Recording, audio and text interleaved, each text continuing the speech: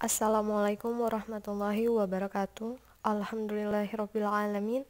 Wassalatu wassalamu ala asyrafil anbiya'i wal mursalin wa ala alihi wa sahbihi ajmain. Amma ba'd. Pertama-tama, marilah kita panjatkan puji syukur kehadirat Allah Subhanahu wa taala atas segala nikmat dan karunia-Nya. Kita dapat beraktivitas seperti biasanya.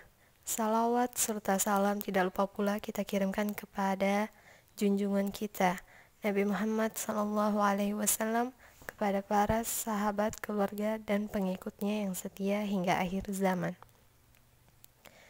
Kami dari kelompok 5 yang beranggotakan Muhammad Musfadli, Fatima Al-Jufri, Ronawati, Jamila Salim, Rahma Angelita, dan Mildayanti akan membacakan hasil makalah kami yang berjudul Instrumen Non-Zakat sebagai sumber pengeluaran keuangan negara.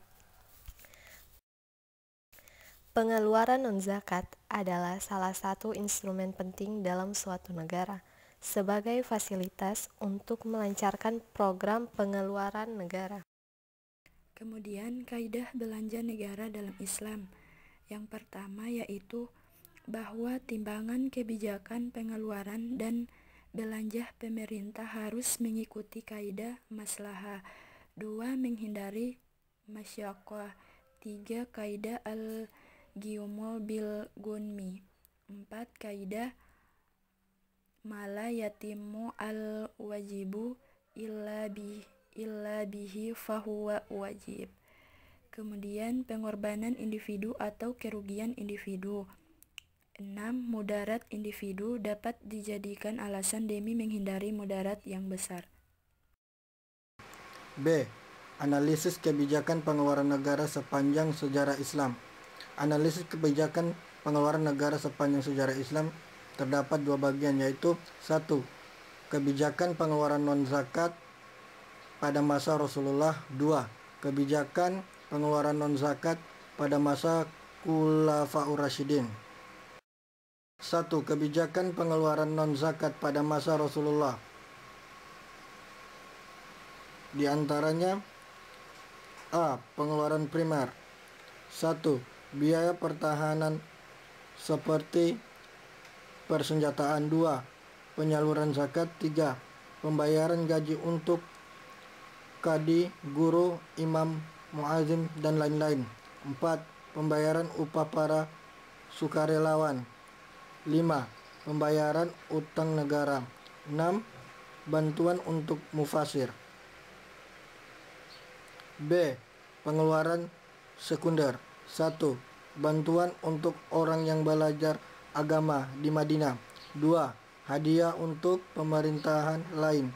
3. Pembayaran utang orang meninggal dalam keadaan miskin. 4. Pembayaran tunjangan untuk orang miskin. 5. Persediaan darurat. Sekian dan Kebijakan pengeluaran non-zakat pada masa Khulafaur Rasyidin. Yang pertama, Abu Bakar As-Siddiq.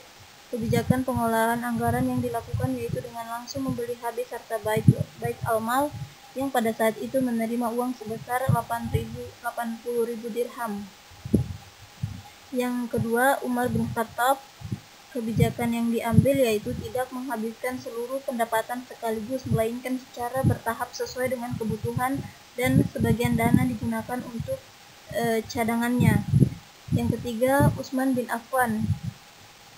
Kebijakan pendapatan diberikan sebagian kepada kerabat dekat Utsman, pembiayaan untuk perang, dan memberikan tambahan gaji bagi pejabat negara.